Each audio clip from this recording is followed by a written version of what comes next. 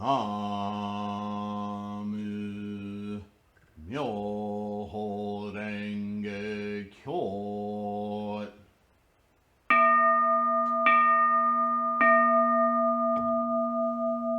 나무 묘호랭개교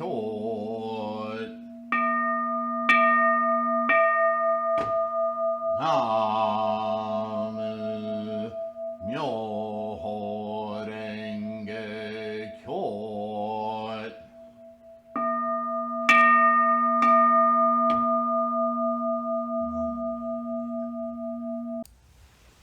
Namo Myoho Renge Kyo. Hi. I hope you're well, feeling well and secure. Thank you for your practice. Thank you for liking and subscribing these videos, downloading the podcast, buying books from the bookstore, downloading or purchasing a proper mandala. All of that and your views, tremendously appreciated. Thank you. Just a quick note. As you all know, if you've watched for any amount of time, the whole purpose of this resource, this channel, the website, the free information on the website, the book, everything, is about strengthening your practice, making it easier, more direct, correct, and nurturing to the confidence of your practice, right? This is Nichiren's biggest message with regard to the practice. Single-mindedly attaining Buddha. It's single-minded in our efforts, in our dedication, in our resolve, in our confidence. And that confidence comes from some study, some discussion, and practice, right? The three pillars. So, in that regard, I encourage everyone to make comments on these videos. Those comments, in my mind, should be related to the practice, either directly about that video. Did I say something, hey, I'm human, and none of this is scripted? Did I say something that was confusing or misleading? The comments are for that engagement. If you have a more personal question, a question that really relates to your own personal practice or whatever, I understand that's not comfortable to discuss on a public forum.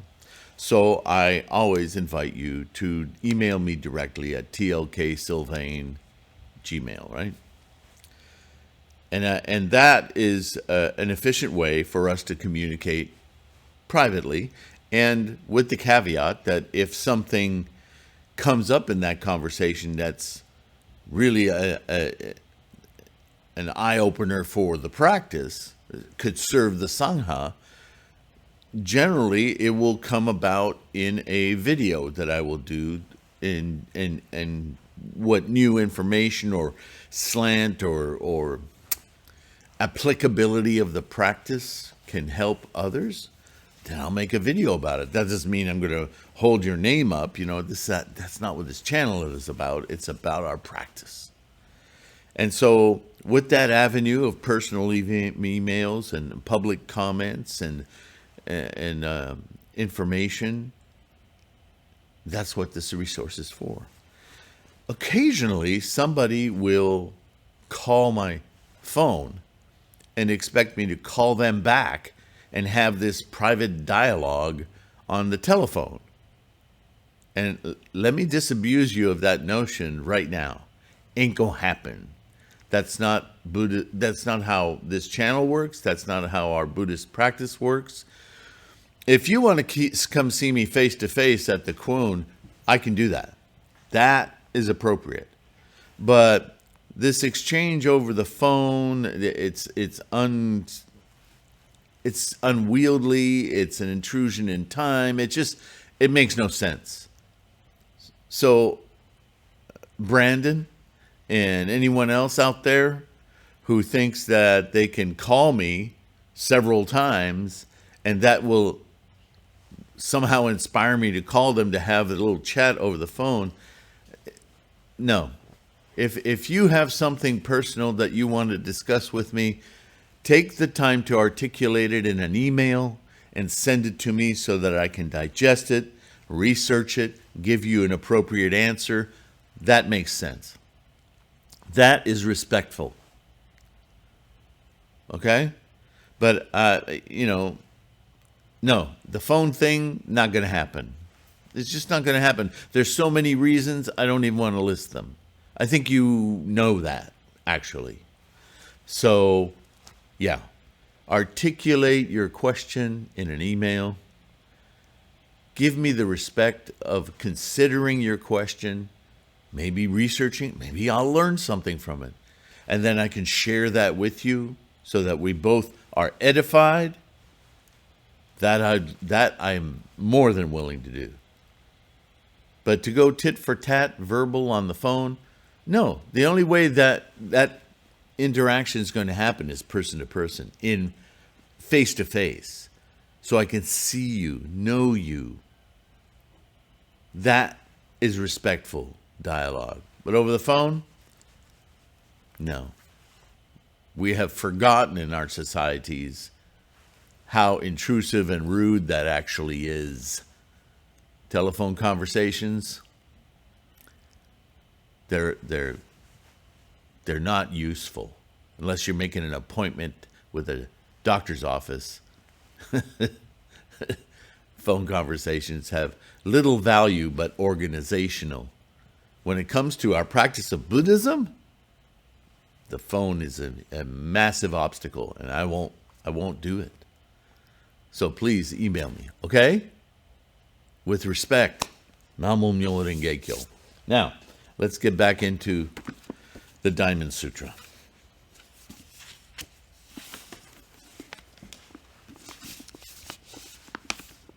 (18) The Buddha said, Subhuti, what do you think? Does the Tathagata possess a physical eye? Subhuti replied, so he does, Bhagavan. The Tathagata possesses a physical eye. Listen to the words here. Does your Buddha-ness possess a physical eye? Does it? Or is the physical eye, the sight consciousness, a samsaric tool for identification that the Bhagavan or the Buddha-ness that we all can attain can utilize the information, the data from to course in this life? But does the Buddha-ness have a physical eye? Keep asking that question. The Buddha said, Subhuti, what do you think? Does the Tathagata possess a divine eye? Hint, hint. Subhuti replied, so he does, Bhagavan. The Tathagata possesses a divine eye. So he's just transmigrated between samsara and Buddha-ness. Now, I don't know if Subhuti really realizes that. Subhuti, the Buddha said, Subhuti, what do you think? Does the Tathagata possess a prajna eye? A wisdom, a perfection of wisdom eye. Well, that's also a mind, a mentation, yeah? Subhuti, of course, so he does, Bhagavan. The Tathagata possesses a prajna. You just have it all, Tathagata. The Buddha says, Subhuti, what do you think? Does the Tathagata possess a Dharma eye? I guess that's, how do we interpret a Dharma eye? Dharma's experience. Does experience have an eye? An experience is an experience. Does it have an eye? What are we calling an eye? I being E-Y-E, not I being I, ego. Sorry, I probably should have made that clear.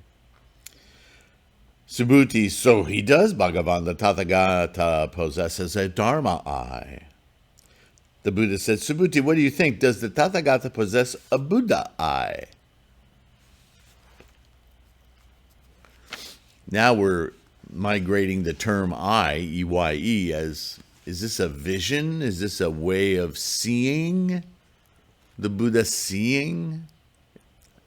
I mean, the Dharma is an experience, so can it have all these characteristics? Oops, I think I just gave it away. The Buddha said, Subhuti, what do you think? As many grains of sand as there are in the great river of the Ganges, does the Tathagata not speak of them as grains of sand? Subhuti, so he does, Bhagavan, so he does, Sugata. The Tathagata speaks of them as grains of sand. But Subhuti, the grains of sand is not what Shakyamuni is talking about.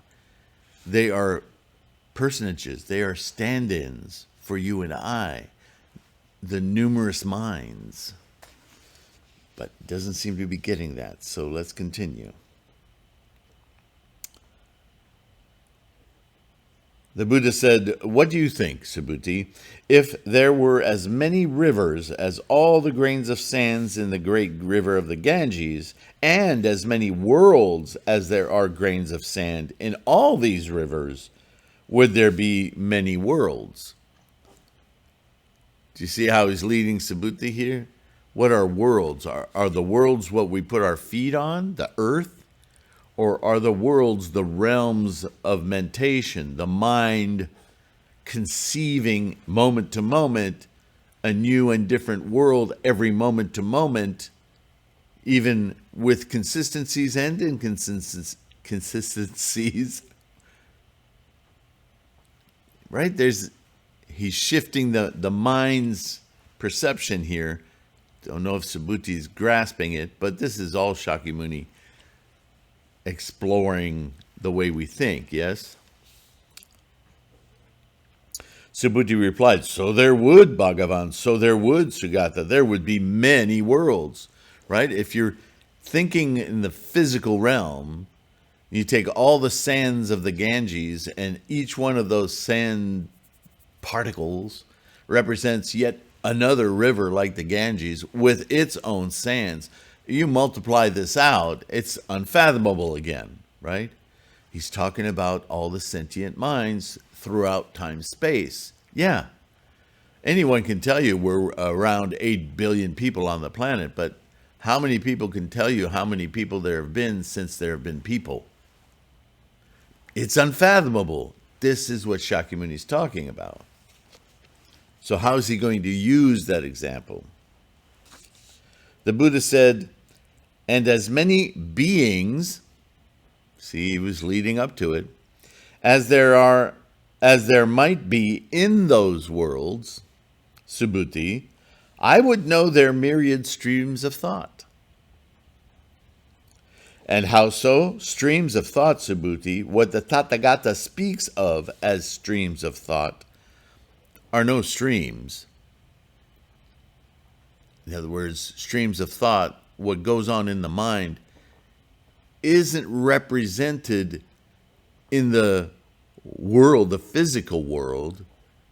It all lies within the mind that perceives, not the actual, because the actual is something we never truly know, because it's constantly changing and it's different for every single grain of sand of the multiple Ganges. All those minds experience everything individually.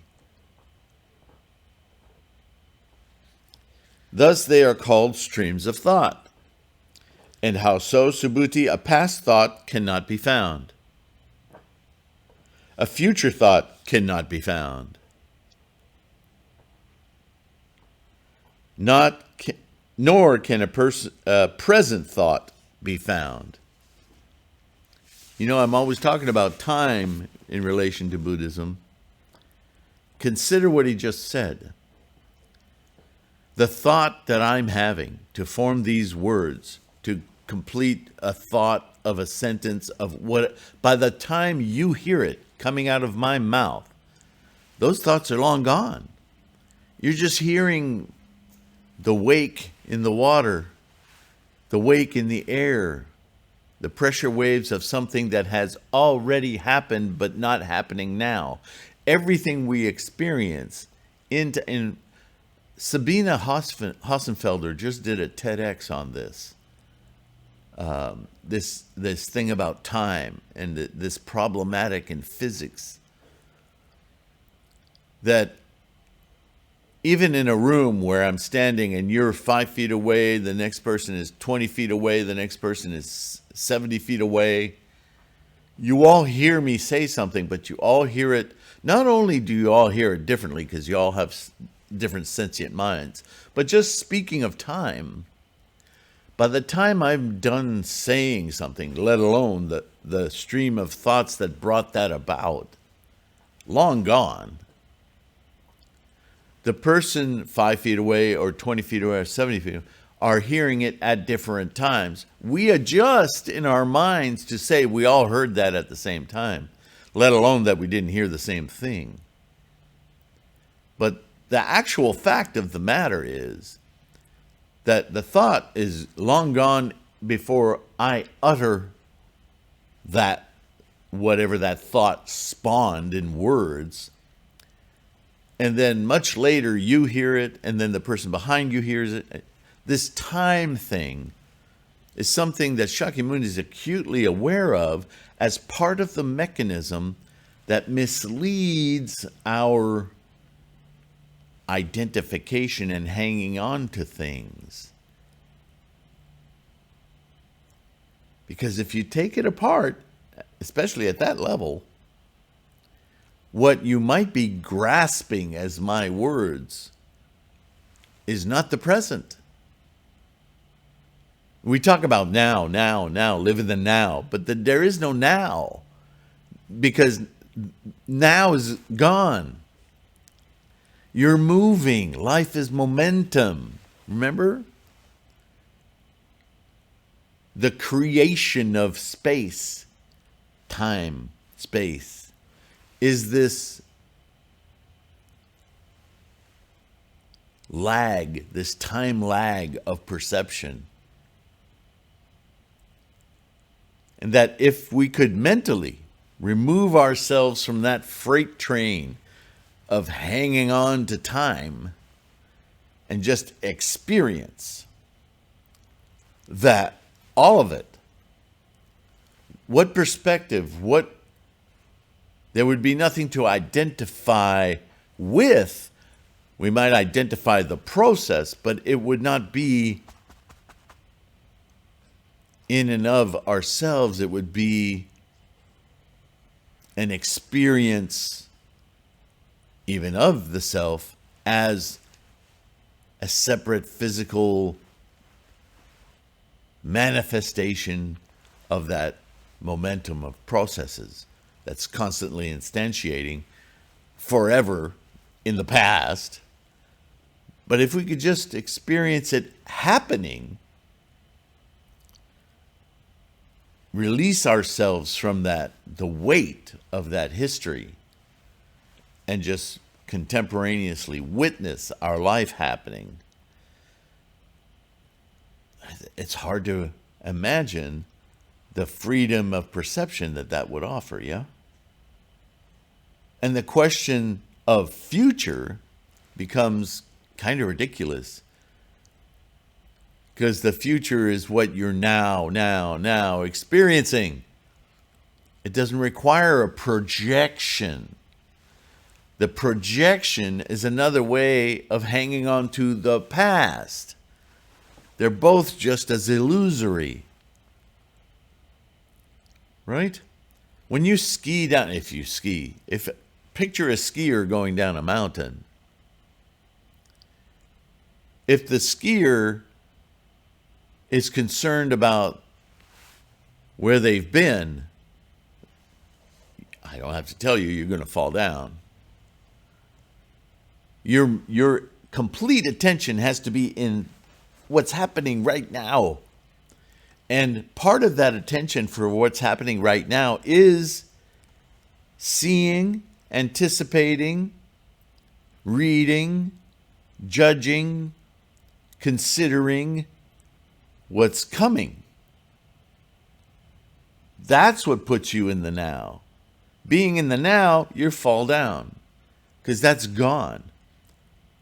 You have to be anticipating. Is that a future thought? No. It's a thought right now, happening moment to moment to moment to moment. Why don't we perceive all our lives that way? All life that way. That's being in the happening, the Buddha-ness of life. That's being completely in the momentum.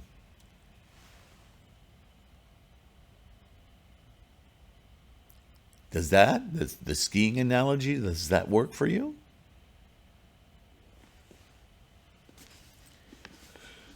I'm just interpreting what Shakyamuni is saying here. That's what he's trying to impress on Subhuti. What is this prajna eye? What is the eye, the Buddha eye, the Tathagata eye? These are all different ways of seeing. From the physical eye that catalogs past. As you're cataloging right now, everything you're identifying is taking time, and by the time it's identified, it's long gone. But that's where our mentation is. That's where we attach to things. Database, warehouse, yeah? Do I have the prajna eye? Do I understand that as I experience, this is a moment-to-moment experience? Well, that's good. That's a step forward.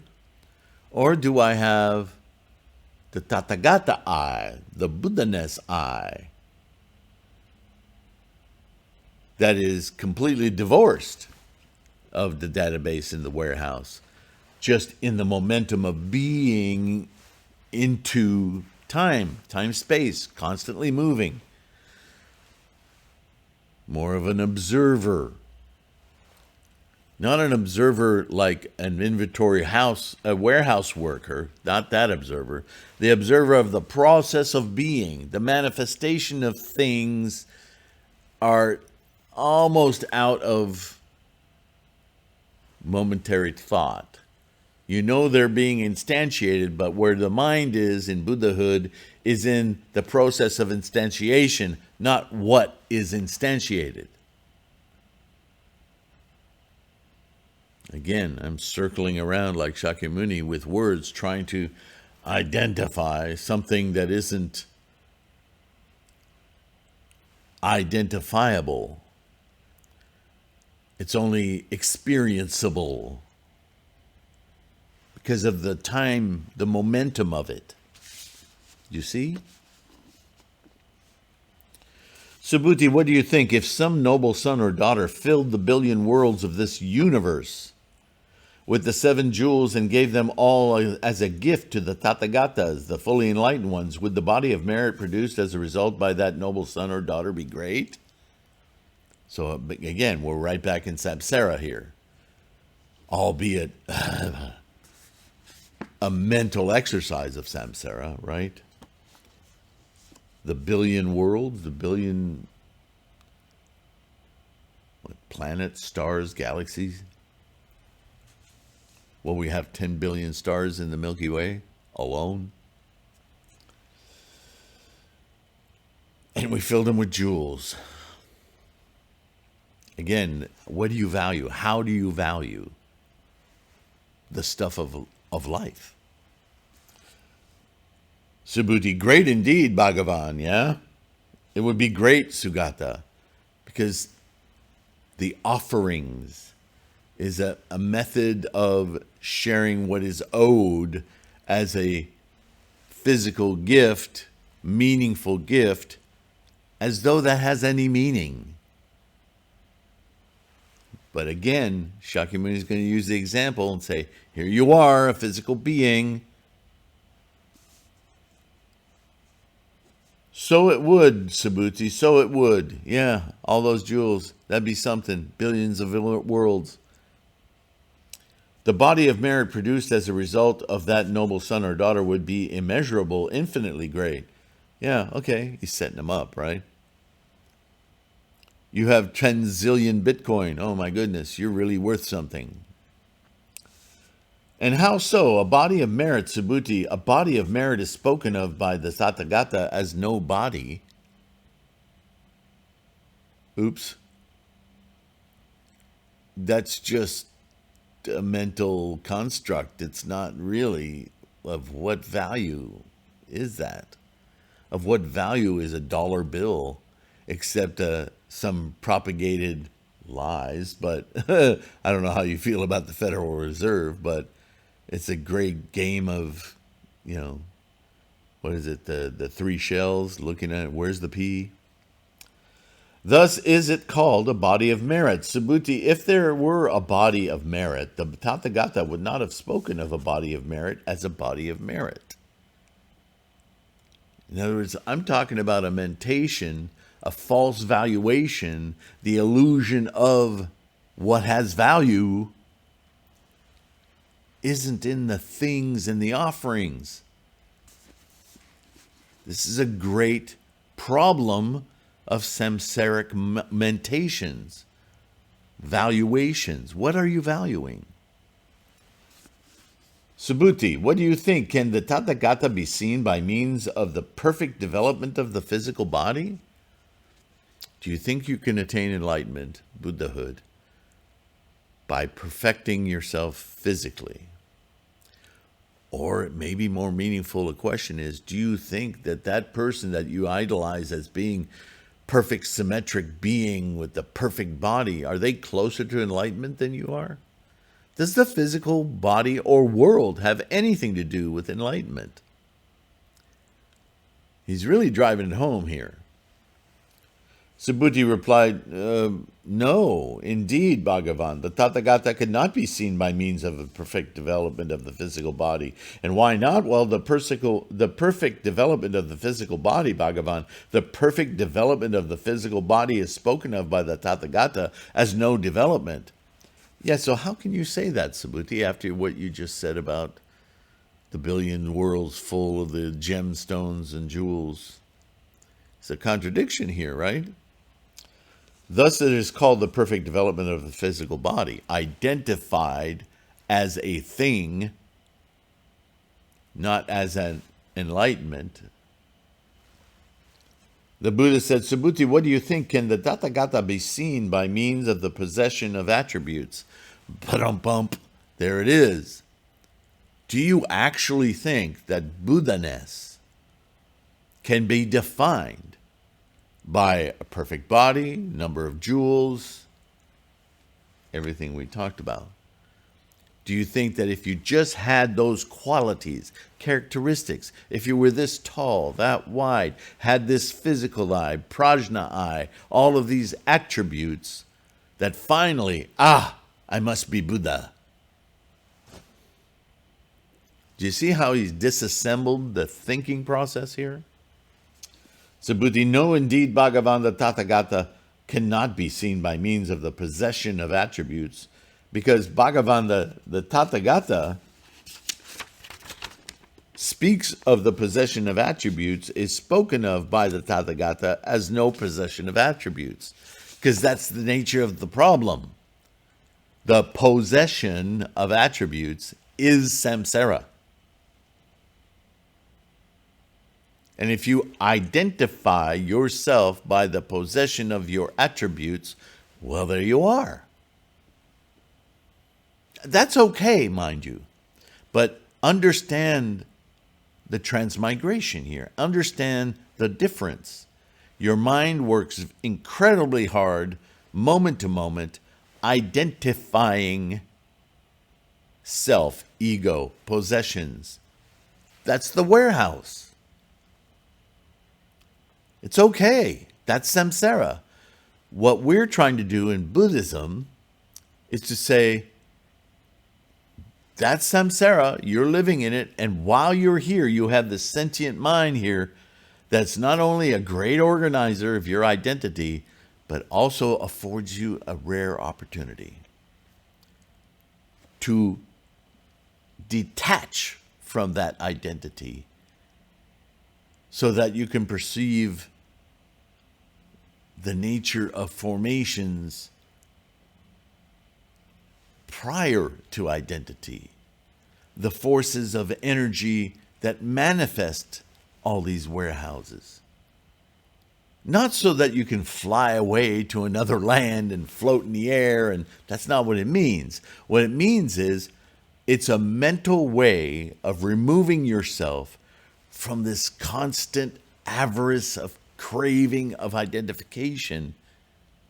And when you do that, suddenly all of the stress and anxiety that comes with all of that identification, it evaporates so that you can be within it without the struggle of it.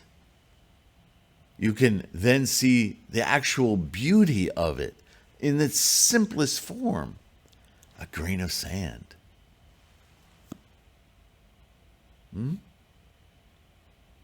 Be alive without the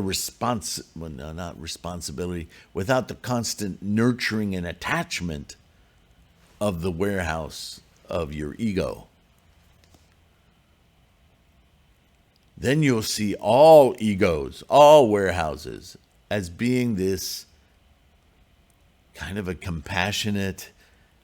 The word pity is used. I don't like using the word pity, but I understand why it's used. Because it's like looking at young children or teenagers with the benefit of experience.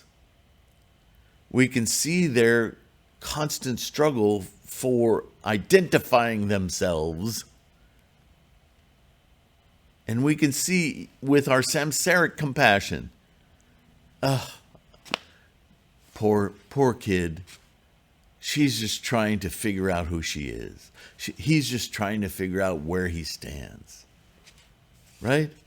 But with the Buddha eye, we can see that in all human beings, they're struggling with their identity, their egos, and jostling them around and trying to figure out if they're superior, supplicants or whatever, trying to figure out their position. Relax. Look at the whole spectrum of this experience. How amazing is it? That's a release of that ego, but it's a release to a knowing, an understanding, a being alive with, not through, ego, possession, warehouse. The warehouses are full of cool stuff. Let's go play. But that's not life. That's just possessions and stuff. Life, my friends, life isn't constructed of that stuff. This is Buddhism. Take a moment to separate yourself. Take a different kind of responsibility for life, a responsibility that is a priori life. And then all of those egos become a little bit of a tug on the heart. Oh, I so get how you're frustrated right now. I so understand, or even if I don't understand the particulars, I get that you're struggling. I get that your collection of data that you've constructed is incomplete. It isn't enough. It's always in danger. That's your attachment. That's your identification. That is your ego. That is your mind, because that's where the ego comes from, of collection, of possession. Have all that stuff, but don't worry about it. Oh, that reminds me. There's a Korean guy on YouTube who does these cooking videos. He's so funny. He and his wife both. Wonderful couple. But he says these things in an odd... He speaks English quite well, but his inflections are telling. And they just, I don't know, they just sound humorous to me. But he is a friendly soul, if you want to put that moniker on it. And I mean it as just a collection of characteristics, right? The samsaric person that he is actually quite entertaining. He says things like, don't worry about it. I love the way he says that. It makes me consider the nature of words, yeah, and inflection and all of that. Anyway, that just came to mind. Aaron and Claire. Watch his videos. They're entertaining. Anyway. Thus it is called possession of attributes. Absolutely.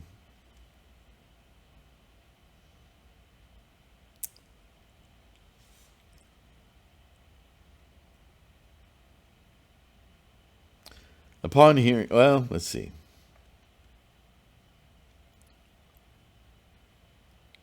The Buddha says to Subhuti, what do you think? Does it occur to the Tathagata, I teach a Dharma? He's still dancing around this point, and it reminds me a little bit of the Mahamati problem. And you can look at that video if you like. If the Tathagata is a state of experience, which I was just trying to define in other words, when you are experiencing Buddhahood, Tathagatahood, and you interact with others, is your Buddhahood's thinking, clue, I am now going to teach the Dharma? It's an interesting question, because the Buddhahood, the Tathagata-ness, that experience that we all can have of this momentum of energies, of karma,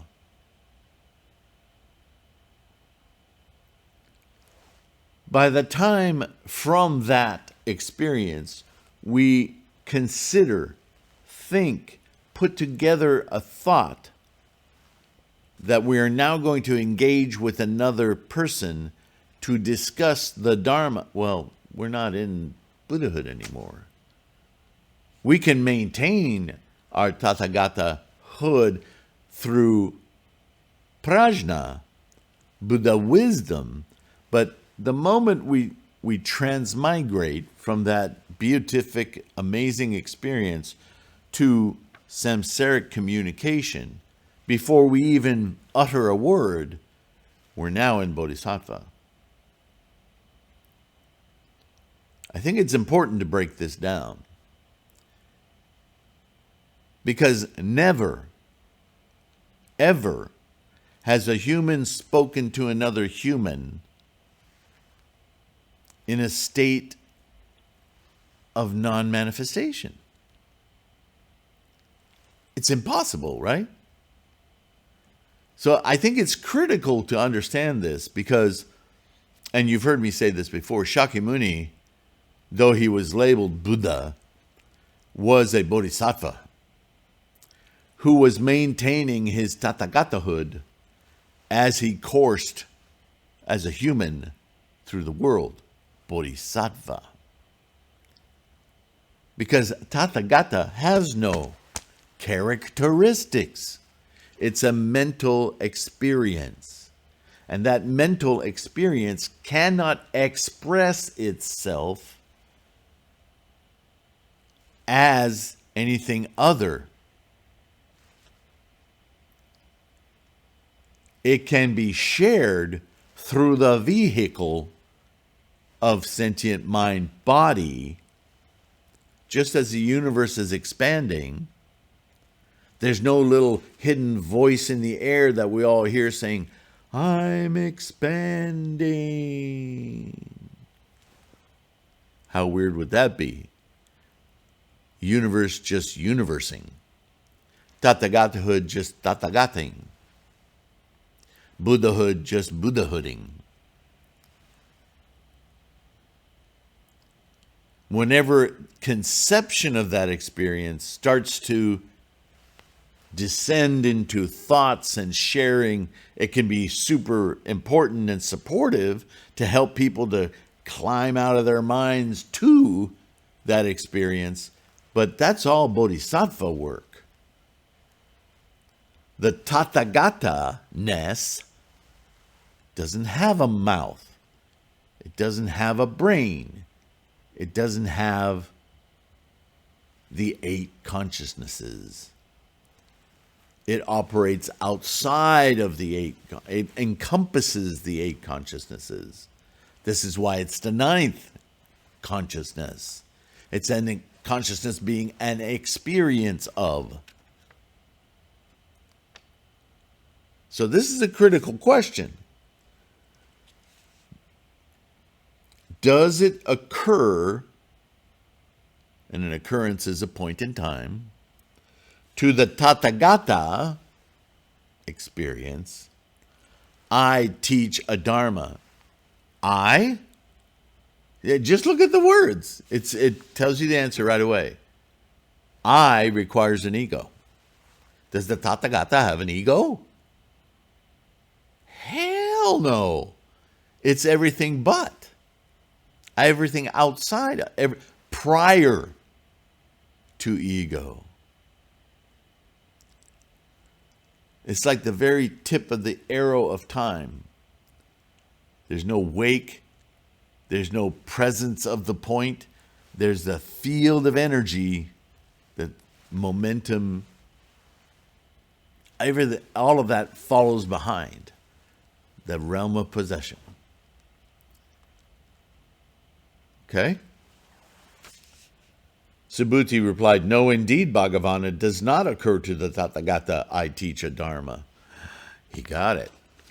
He got it. This is getting more solid now.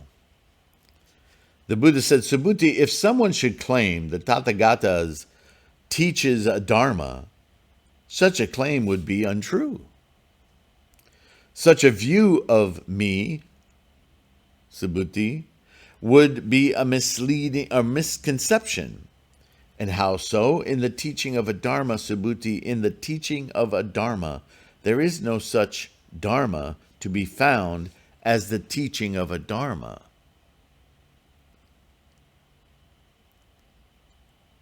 Let's say that another way to make it, just to bring it home. And we've talked about this before. Oh, let's use our skier. Have you ever been skiing? Better yet, have you never skied?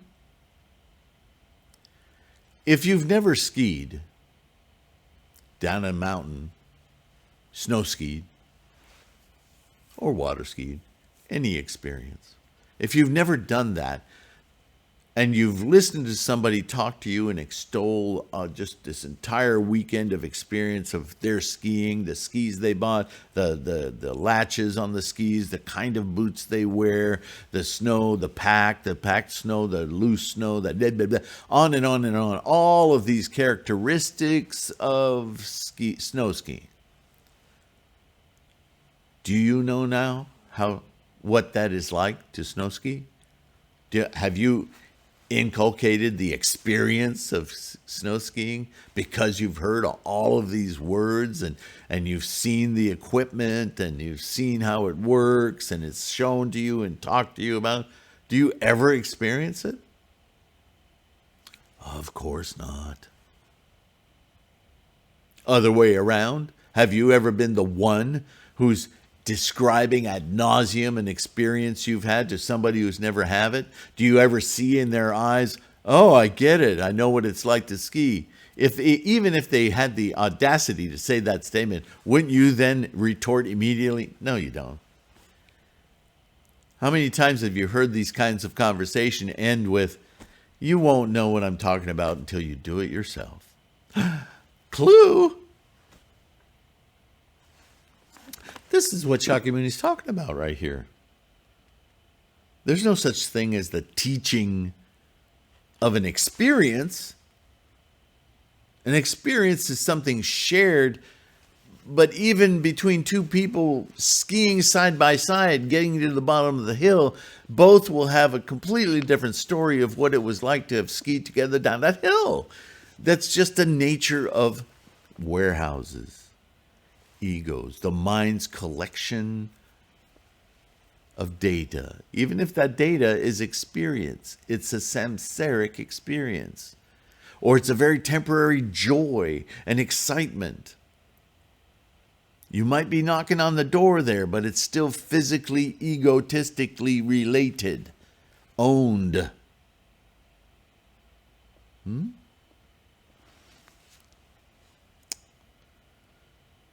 Upon hearing this, the Venerable Subhuti asked the Buddha, Bhagavan, will there be any beings in the future?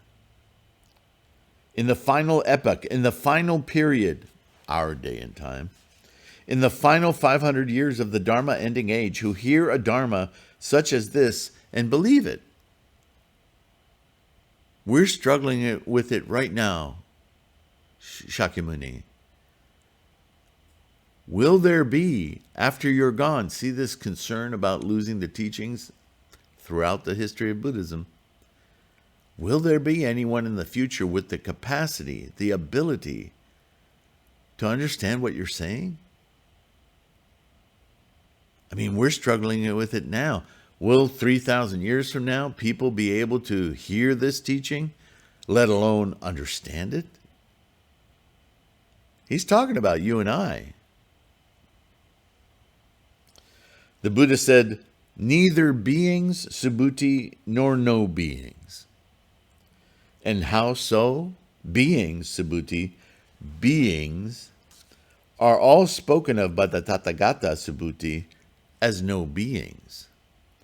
Thus they are called beings. There's that word salad again, huh?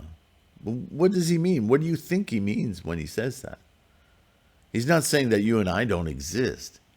He's talking about the ego and the untime-related experience of Tathagatahood. Tathagatahood is not confined to the engine of time-space, because it's an experience of the emergence of time-space. The hanging on to the concepts of time-space, that's all ego. And all of that has already been completely defined for years of teachings as an illusory identification with past, with the stuffness of the physical world. Which is, we're not denying, we're not trying to erase it, we're just saying that's not where you should be looking. Go ahead and collect it, but there's no value in collecting it other than in samsara. You have more than she does, she has more than you do, whatever. It's the act of collecting you should be thinking about. Why is that meaningful? Answer, it's not. It's just it's like looking at a reed of grass being blown by the wind. Does the movement of the reed of grass define the reed of grass? Does the wind blowing the reed of grass around indicate a more substantial existence? Or is it just the amazing details and characteristics of the instantiations of energy that brought about the earth, the sun, the photosynthesis of the plant, the whole drama of the whole activity? Isn't that amazing? Is the blade of grass worried? Is it feeling put upon? Is it trying to hold on? Those concerns they're petty. Just look at the whole energetic flow of life. Wow, that's amazing. Bring that experience to your samsaric life, and suddenly it's much easier to make decisions. You're not so stressed about everything, right? Because it's not earth-ending activity. Maybe there's gain, maybe there's loss. Gain, loss. It's all self-indulgence. It's all recirculating. It's the entire process that's most amazing. That doesn't mean be stupid and self-effacing, because that's ego.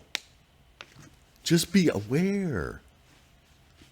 Just be aware that your life does not depend on the very next decision you make about samsara. The fact that there's a decision to make should be entertaining. Wow, look at the position I'm in at the moment. Weigh your options. I'll go that way. Move on. That stress, that anxiety that we humans develop about every little... How much peanut butter? Not so much peanut butter. Jelly? No jelly. Cheese. Mayonnaise. Mayonnaise, peanut butter, pickle. Wow, nobody's done that. Well, yes. I love those, by the way. If you're looking to curb your appetite because you keep going to the fridge or the pantry for snacks, just get out a piece of bread, smother some peanut butter on it, squirt some mayonnaise on it, slice some dill pickles. The dill pickle will curb your appetite. The mayonnaise and the peanut butter will give you that savory snack you want to have on the bread. I don't care about the health issues about it. I care that psychologically it satiates so many desires, and it shuts my stomach up, my brain stomach. I don't want any more snacks. I'm good. You want to try something really revolutionary? Have some chocolate milk with it. How did we get there? Oh, okay. We're about to wrap this up. This has gone on long enough. Now we're going to go into 22. Subhuti, what do you think? Did the Tathagata realize any such Dharma as unexcelled perfect enlightenment? We're talking a lot on the cusp of understanding here. What is your samsaric mind of the physical world possessed, and the release from that while in it? So we're talking about the bodhisattva mind here, aren't we? I hope you get that. That's what we're all trying to do, right? Except we spend our time more time trying to identify it than just doing it. Thank goodness we have the Lotus Sutra, because that's what all this is leading to. Just awaken your Buddha-ness for as many moments as you can, and then you can carry that portal of experience with you in your daily activities with all the stuff. Be a bodhisattva. Live your life knowing that all of this is fun and entertaining, but it isn't life. Life is so much bigger. Thank you for listening. Don't forget to like and subscribe. It really is important for our Sangha. Those of you who continue to support this effort with donations through Patreon or PayPal directly, or with candles or whatever you can, I honor your practice and your commitment. Thank you. Thank you so much. Namo Myoho Renge Kyo. You know who you are. A lot of you want to remain anonymous in your donations, and I understand that. Just know that I have deep appreciation And we all have deep appreciation for your support. Namo Myoho Renge Kyo. Take care of yourselves. Be kind to yourself. And I'll see you in the next one, okay? Bye for now.